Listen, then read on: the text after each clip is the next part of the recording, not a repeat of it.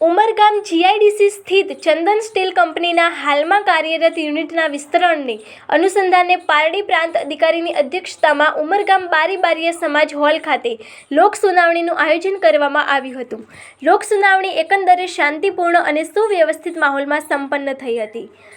લોક સુનાવણીમાં 10 kilometre વિસ્તારના ગામોના રહેવાસીઓ ઉપસ્થિત રહ્યા હતા।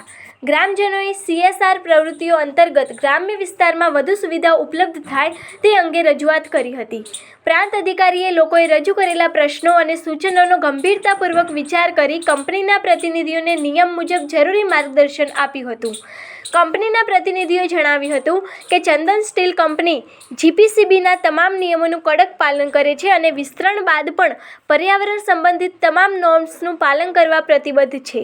તેમજ સરકારના માર્ગદર્શિકા મુજબ સ્થાનિક લોકોને રોજગાર પ્રાધાન્ય આપવામાં આવશે અને CSR અંતર્ગત સામાજિક સેવાઓ ચાલુ રહેશે। લોક સુનાવણીમાં ઉમરગામના અગ્રણી ઉદ્યોગપતિ ઈશ્વરભાઈ બારી સહિત વિવિધ ગામોના આગેવાનો, ગ્રામજનો તેમજ સરીગામ GPCBના પ્રાદેશિક અધિકારી શ્રી ભદ્રેશભાઈ ઉપસ્થિત રહ્યા હતા।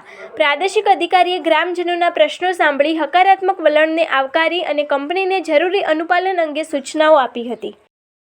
ચંદન સ્ટીલ યુનિટ 1 જીઆઈડીસી ઉમરગામના હયાત પ્રોજેક્ટમાં એક્સપાન્શન માટેની જે લોક સુનાવણી રાખવામાં આવેલ હતી એ લોક સુનાવણીમાં લોકોનો પ્રતિસાદ સારો રહ્યો અને લોકોએ રજૂઆત પણ કરી છે। CSR એક્ટિવિટી માટે વધુ એફર્ટ કરવા માટે પણ એમણે જણાવ્યું છે અને લોકોએ પ્રોજેક્ટને આવકાર્યો છે।